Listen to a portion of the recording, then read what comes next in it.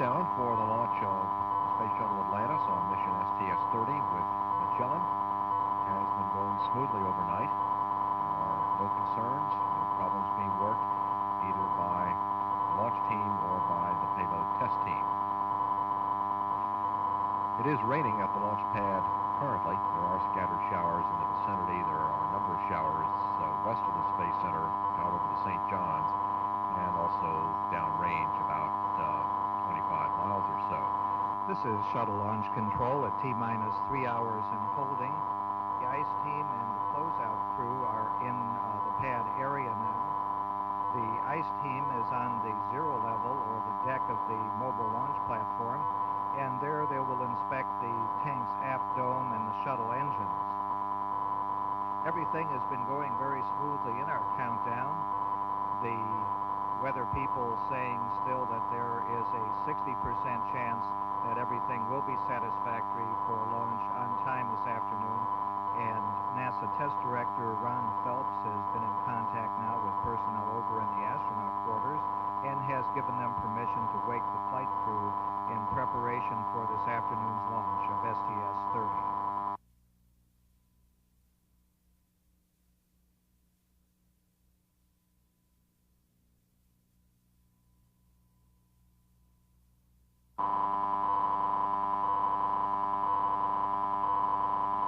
We're standing by to go to the crew quarters at the O&C building for the crew breakfast.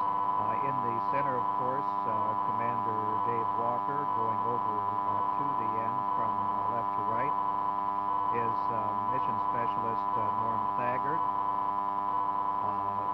Pilot Ron Gravy, Commander Dave Walker, Mission Specialist Mary Cleve, and the rookie of the crew, Mission Specialist Mark Lee.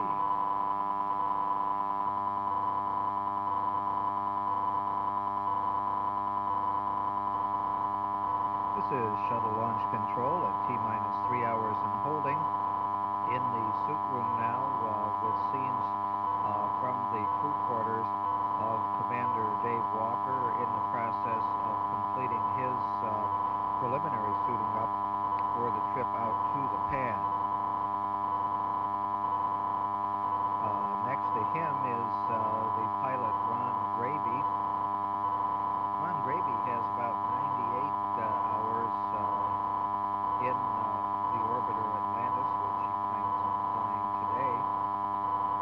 He was on 51J, the second DOB mission, and then Mark Lee, he looks like he's about ready for his trip out. Once you get into those suits, they are not as comfortable as the coveralls which they used before. Dr. Mary Cleve and Dr. Norm Thagard on the opposite side of the suit room completing their buttoning up and zipping and that sort of thing. Those suits are basically protective clothing which were made necessary when the decision to install an escape system in the orbiter was made. They will be putting on their parachutes, communications caps, survival equipment in the White Room just prior to actually going into the orbiter itself.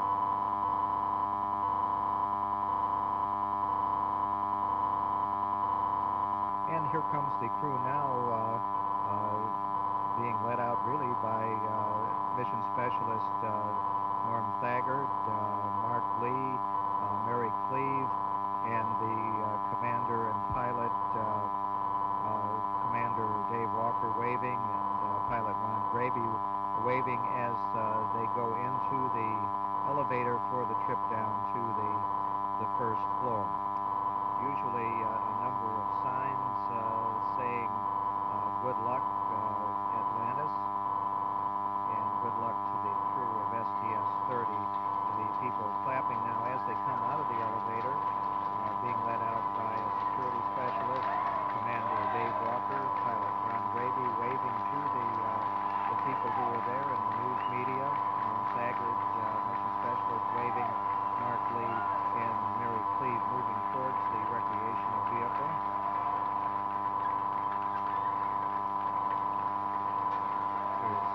Chief of the Astronaut Office, Dan Brandenstein. He will be flying the weather aircraft today, and that's going to be a very important task because the weather here is changing, and it still has to change quite a bit before we get to launch time. You can see a lot of the people, several hundred workers from that building. That building houses quite a lot of the people who do engineering in the payload world and in the shuttle world, with the Astrovan now moving off on its 9-mile trip out to the pad. It will go out in convoy with an emergency vehicle and with a security escort.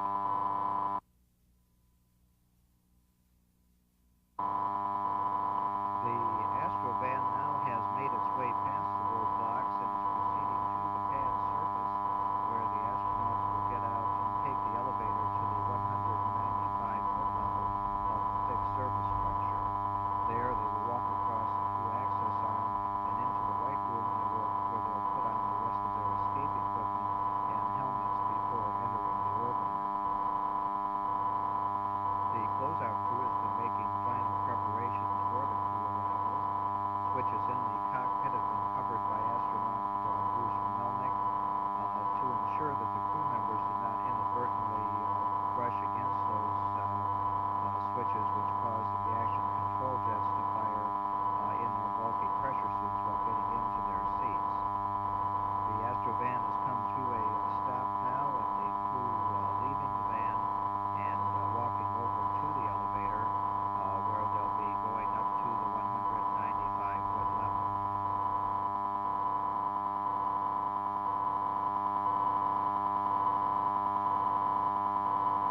And the crew now has arrived at the 195-foot level and are walking across the orbiter access arm where the closeout crew is waiting, and the first people to be entering the orbiter, shaking hands now with that closeout team, Commander Dave Walker and pilot Ron Graby.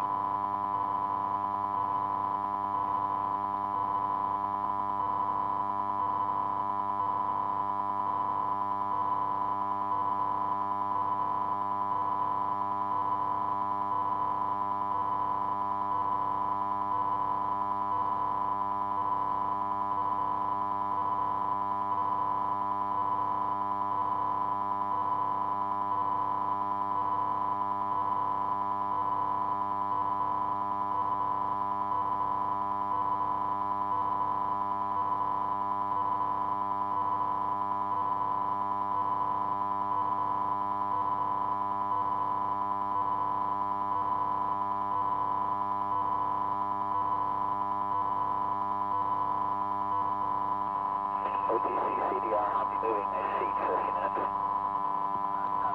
This is Shuttle Launch Control at T-minus 2 hours, 20 minutes and counting. Pilot Ron Graby now has entered the orbiter as well as the Commander Dave Walker. And you've been hearing Dave Walker begin his checks with the through the communication system with the Launch Control Center here and with the Mission Control Center in Houston. The next of the mission specialists to finish their suiting up will be Mary Cleve. Mary Cleve is responsible for orchestrating the secondary payloads and the photography on board the orbiter.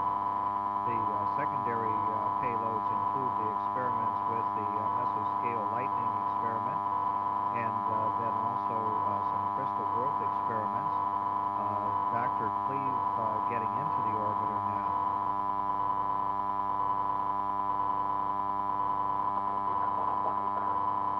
Thank you, and the following step is step dual interrupt notification will be activated momentarily. That's step 492.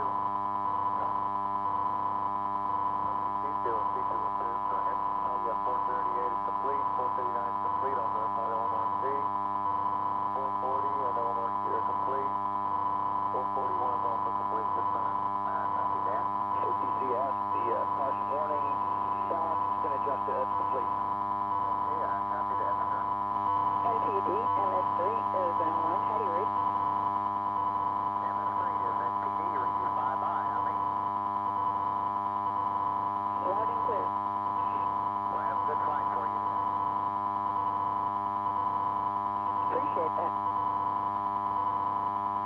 specialist, Dr. Norm Thagard, moving into the orbiter now. He has been standing there waiting his turn.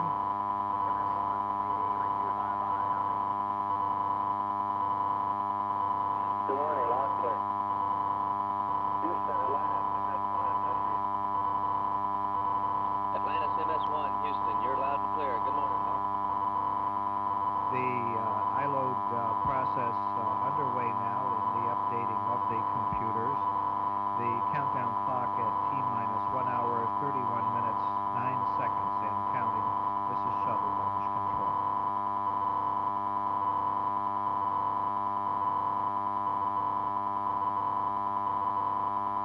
The countdown clock will start now in 5 seconds.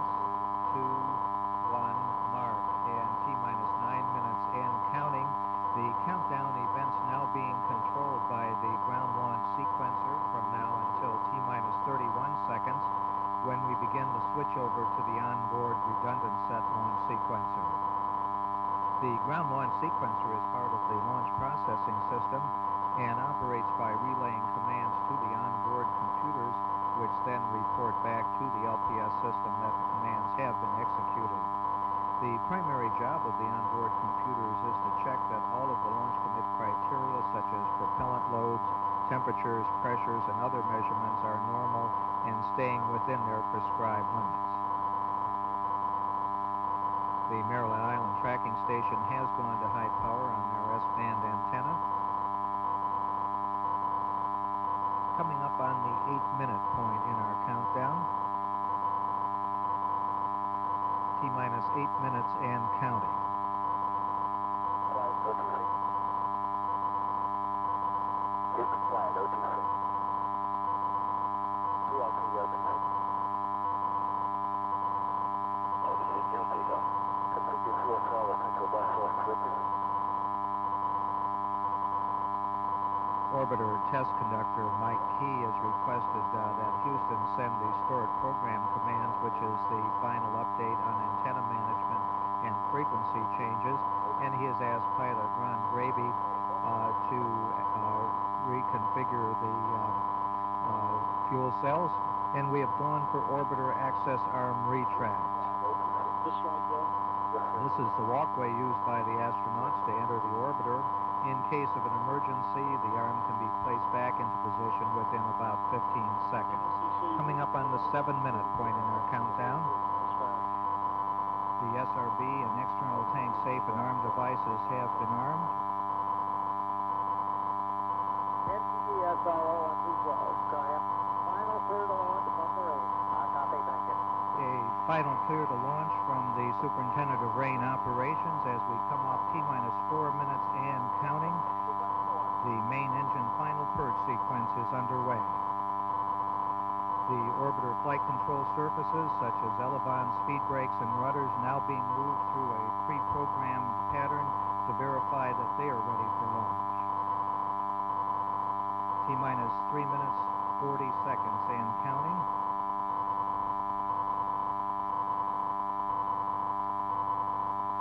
T-minus 3 minutes, 30 seconds. All 3 engines now being moved through a pattern to verify their readiness for ascent flight control. After going through their paces, they'll be aligned to their start position.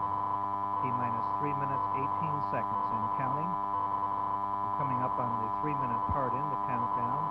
At T-minus 2 minutes and 55 seconds, the start of external tank liquid oxygen pressurization will begin, and the gaseous nitrogen purges of the main engines will be terminated. T-minus 3 minutes and counting. Go for ET LO2 pressurization. The liquid oxygen tank being pressurized. The ground launch sequencer has started to retract the gaseous oxygen vent tube or mini cap on the external tank. The computers will make a final check to ensure the vent arm is fully retracted at the T-minus 37-second point. T-minus 2 minutes. No unexpected errors. Copy that. T-minus 2 minutes, 20 seconds. The pilot Ron Gravy has cleared the caution and warning memory. crew will be reminded to close their visors on their launch and entry helmets at the 2-minute point. Just 5 seconds away from that. OTC to flight crew, close and lock your visors and initiate O2 flow and have a good flight. And PLT OTC, turn on debris camera at T-minus 10 seconds. T-minus 1 minute, 50 seconds and counting. Liquid hydrogen replenish of the external tank is started and pressurization to flight level is underway. We're ready to fly. Copy that. Command. We'll go on the debris camera. Copy that. Commander Dave Walker saying they're ready to fly. T-minus 1 minute, 30 seconds and counting. At the T-minus 1 minute point, the ground launch sequencer will verify that the shuttle main engines are ready to start. T-minus 1 minute, 20 seconds and counting. The liquid hydrogen tank now at flight pressure. Coming up on the 1 minute point in our countdown. T-minus 1 minute and counting. The sound suppression water system is now armed. Pre-liftoff water will be released at T-minus 16 seconds. T-minus 50 seconds and counting. The hydrogen burn igniters have been armed. They'll burn off any residual hydrogen gas under the main engines. T-minus 40 seconds and counting. The external tank heaters on the ET to orbiter structural attachments have been turned off. Orbiter computers have, and we have gone for auto-sequence start. T-minus 26 seconds, 25. T-minus 21 seconds. The SRB nozzle gimbal profile underway. T-minus 15, 14, 13, 12, 11, 10. We have a go for main engine start. 7, 6, 5, 4, 3, 2, 1, 0, and liftoff. The year of planetary science begins as Atlantis clears the tower.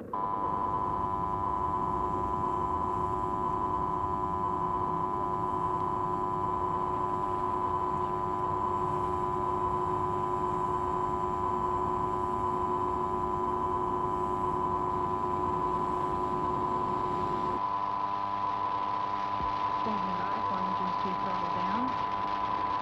All 3 engines will be throttled back to 65% performance as the vehicle passes through the area of maximum dynamic pressure.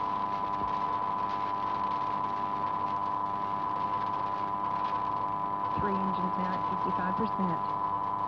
Velocity now 1,000 feet per second. Atlantis 2 miles downrange.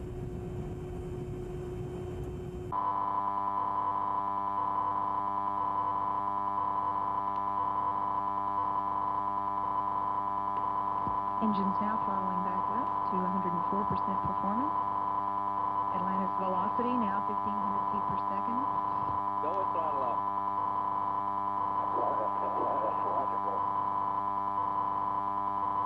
Standing by for separation from the SRBs. Velocity now 2,000 feet per second. Altitude 10 nautical miles. Downrange distance 8 nautical miles.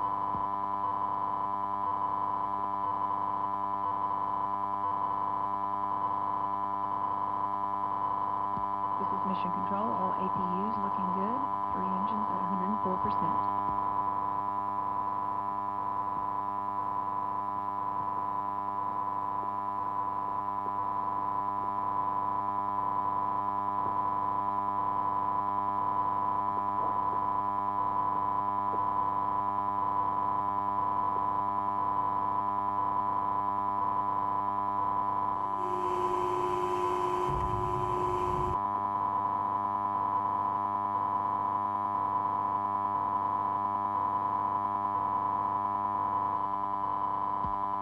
This is Mission Control, SRB, SEP confirmed, velocity 4,300 feet per second, Atlantis downrange 35 nautical miles at an altitude of 30 nautical miles. 3 engines all looking good at 104%.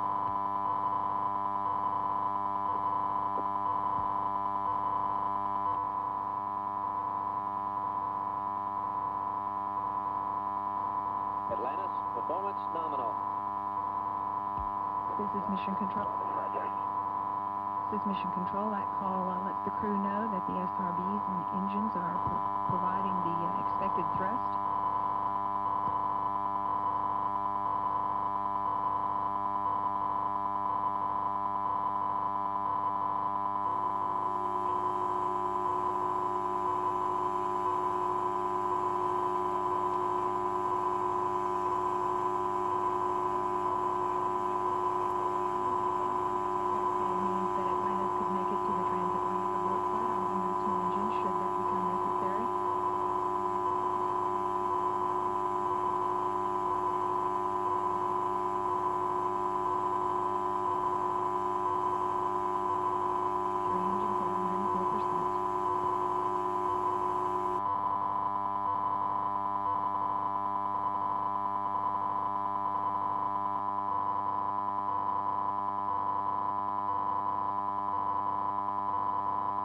Atlantis, Houston, everything down here looks real good to us. You have a preliminary go for orbit ops and getting out of the suits? Roger, Roger. Thank you, very much.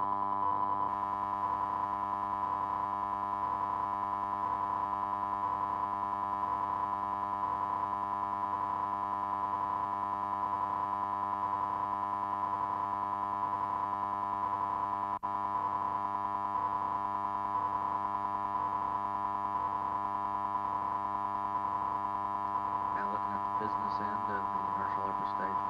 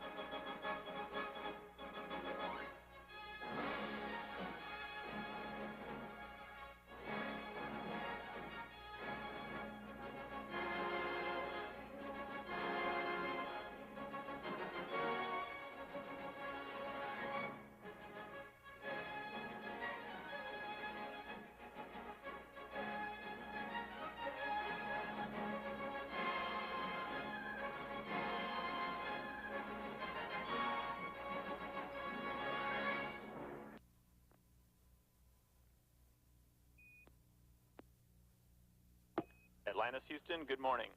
And congratulations on a super day yesterday. Good morning, Houston. We're up and around. Everybody's feeling good, trying to find their toothbrushes. This is Mission Control, Flight Day 2's Wake Up Music. Houston, Atlantis, we thank you for the fine wake-up music. This is Mission Control. Flight Day 2 Wake Up Music was the theme music from Superman.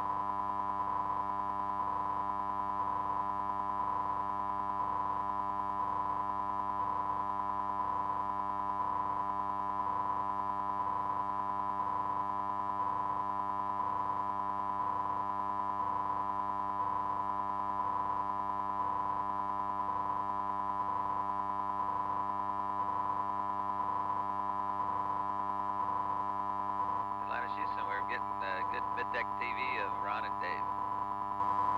Mike, as you can see on the TV, Dave and I are trying to get the TV to ETSO in working order, and we're having trouble zeroizing the data readout on it. Do you have any CD to E technical investigators handy? Hoping to get them over. Okay, well, we're looking into it now.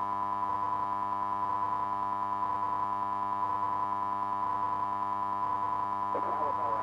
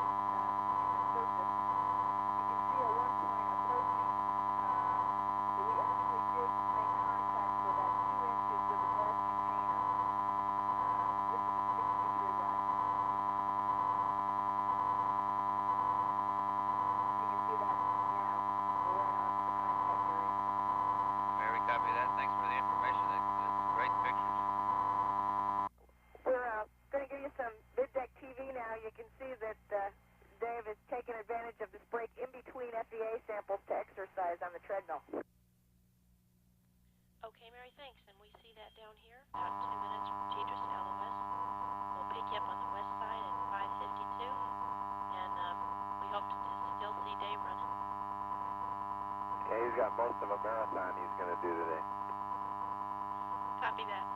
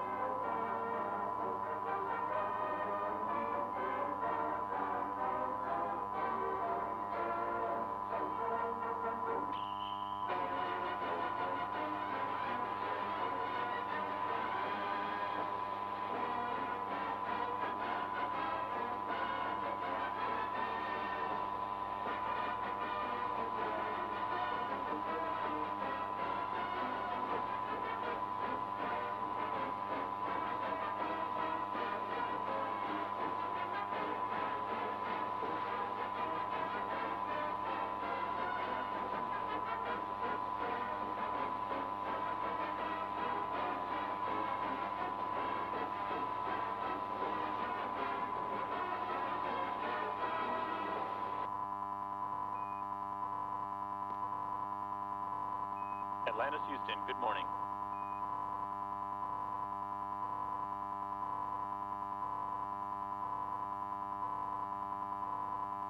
Good morning, Houston. Thanks for the great music. You're welcome. We hope you slept well. We did sleep well, and we're ready to roll today. Okay, David, as soon as we finished with the sample, what I did is I ran around the mid-deck and then also up onto the flight deck and did some earth obs just to show the capability of the camcorder. I think this is the first time we've really done showing all of its capabilities. Zooming in on the Society of Experimental Test Pilot patch, I don't know if you can read it. It's a little dark here We also. have an Institute of Higher Learning. We don't have any Cornell or Stanford patches on board, only some of the We'll see better if we can't schools. fix that in the future. Okay, here we have your basic cow. It's an Angus cow. I'd like to say hello to all the farmers of America. One of your own is up here. Now we'll head up to the flight deck. You can see that it works pretty good both inside and looking outside at the same time. The lighting doesn't seem to bother it too much. Mark, we're getting great pictures down here.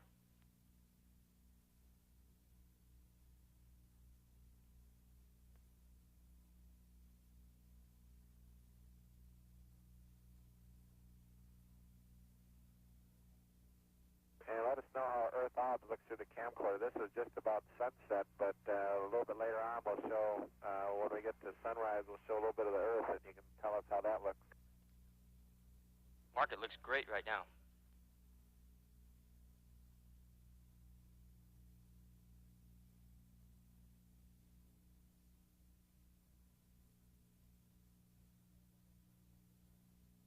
Oh, that looks real good. We'll try to give you some live downlink of the Earth.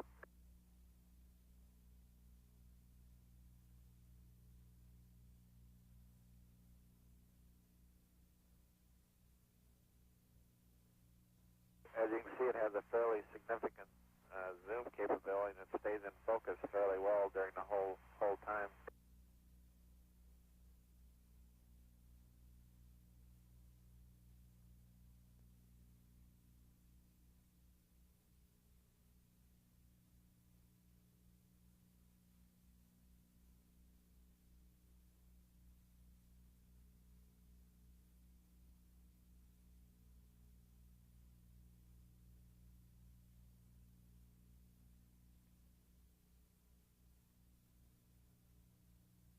Okay, David, now we're picking up the Texas coast. I think we're starting down by Brownsville. I can't exactly tell for sure, but we've got Padre Island. We'll follow it all the way up the coast, and we get a pretty good shot of Houston.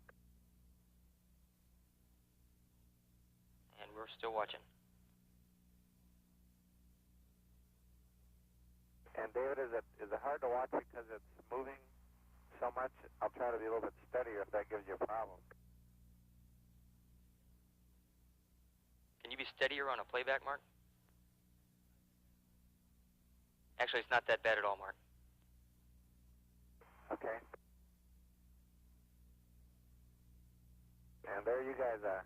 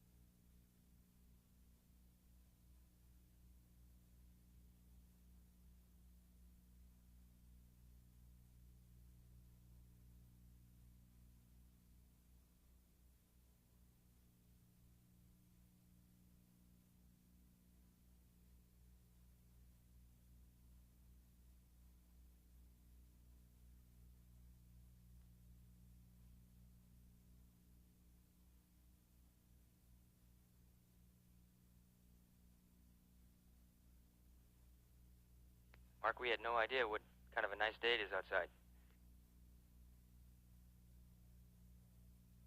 Yeah, we thought you'd enjoy watching this more than a bunch of numbers up on the screen. And here's the Mississippi River Delta.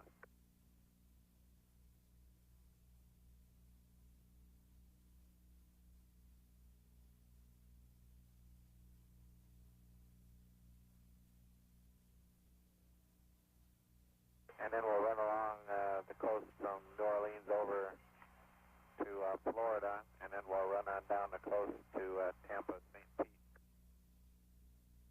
Okay.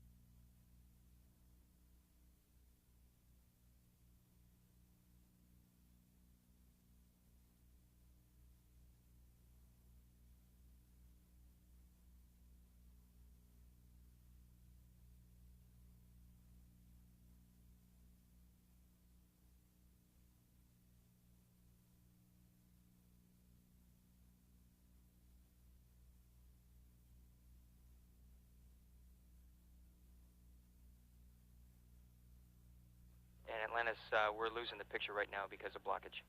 But that was real good. We appreciate it. Those are great shots. Okay, we'll try to be a little bit steadier next time. And we've got a good picture of Sven and Ollie right now.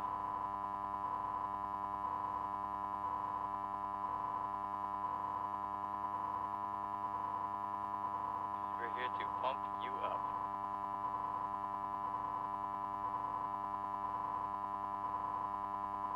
Yeah, you betcha.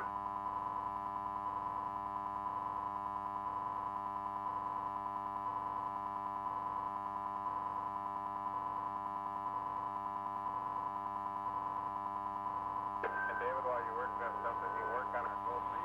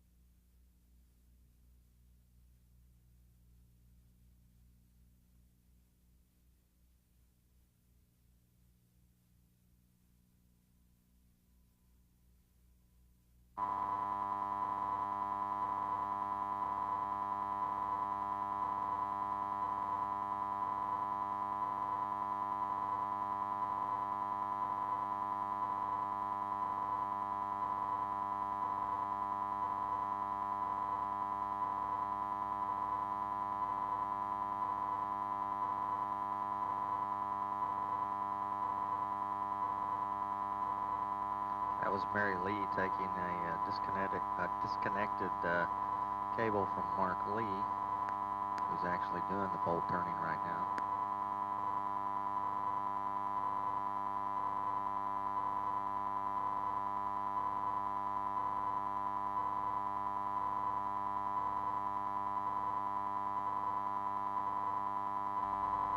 All right, Tammy, go ahead.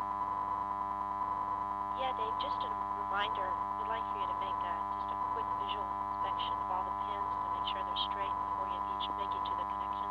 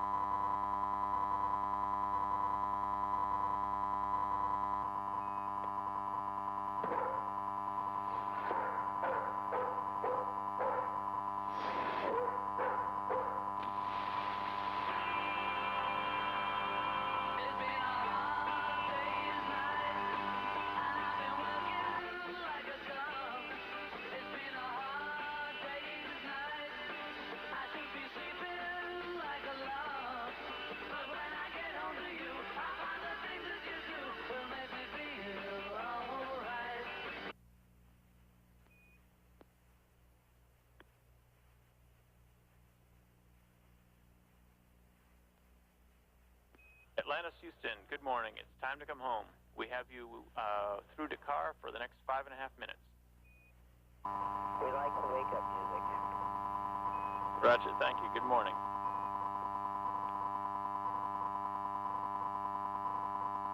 Atlantis, Houston. Go ahead. Pending WCS deactivation, you have a go for deorbit burn. Your signal is Charlie, Dave. Roger that. We'll be leaving Marshall on time. Roger.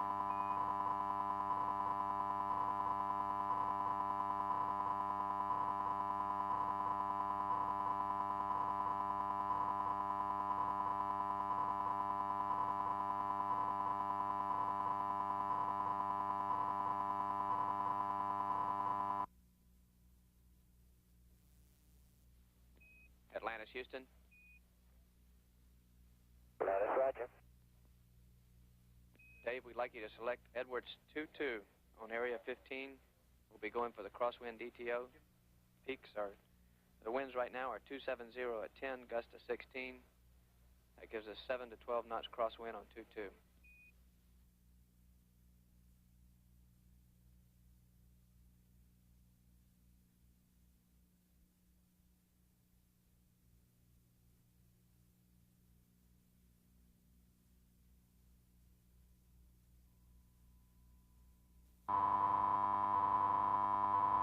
Mission Control, we have a visual shot now of Atlantis coming into Edwards, now traveling at a velocity of Mach 6, 136,000 feet altitude, 188 miles out from the runway.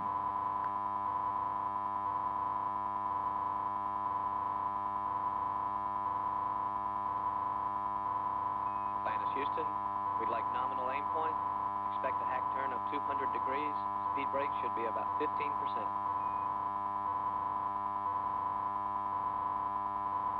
Say again, the speed brake thing? Closed.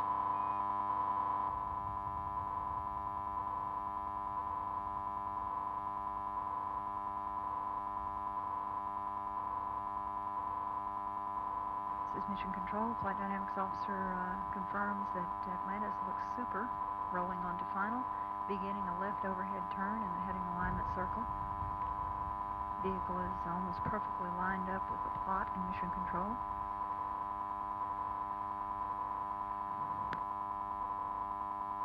Velocity now 600 feet per second, altitude 14,000 feet, 7 miles from the runway.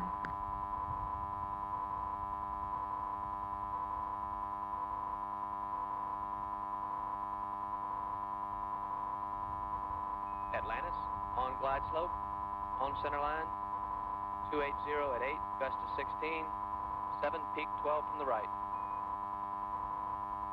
Roger that.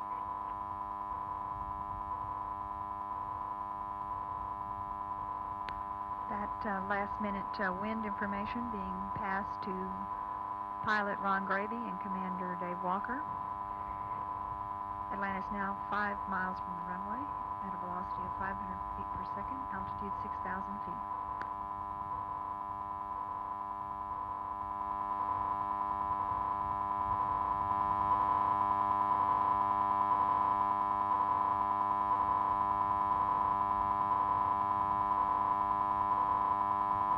Altitude 2,500 feet. And Walker will be taking the vehicle into the pre-flare maneuver, adjusting the glide slope to 1.5 degrees.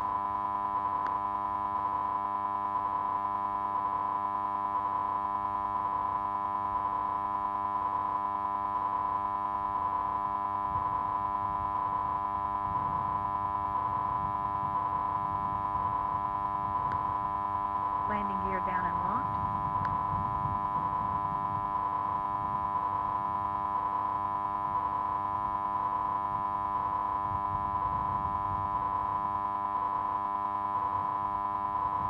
Main gear touchdown.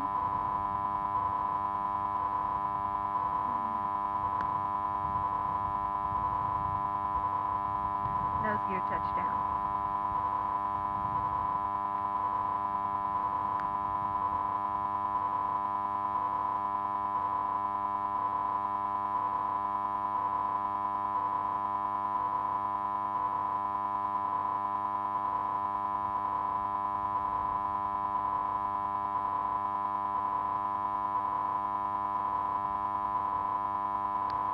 Atlantis on her final rollout on runway 22 at Edwards. Convoy will be moving into place. It was, of course, previously located at runway 17, but it will be moving over to runway 22 to take care of all the post-landing activity following a safe homecoming.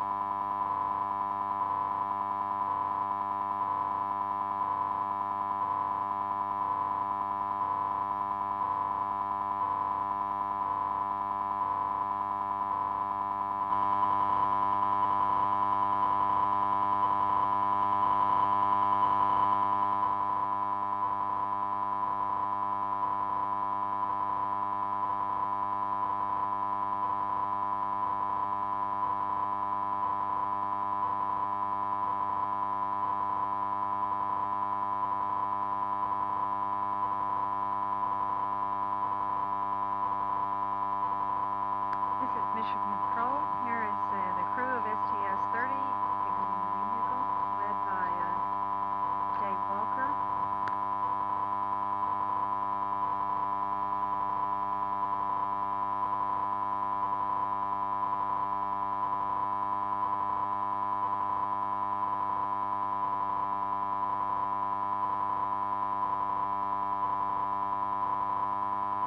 STS crew, they're being greeted by Dan Brandenstein and John Putty from Johnson Space Center. Also among those greeting the returning crew of STS-30, Dale Myers, the Associate Administrator of the agency, and Admiral Richard Truly, Acting Administrator of NASA.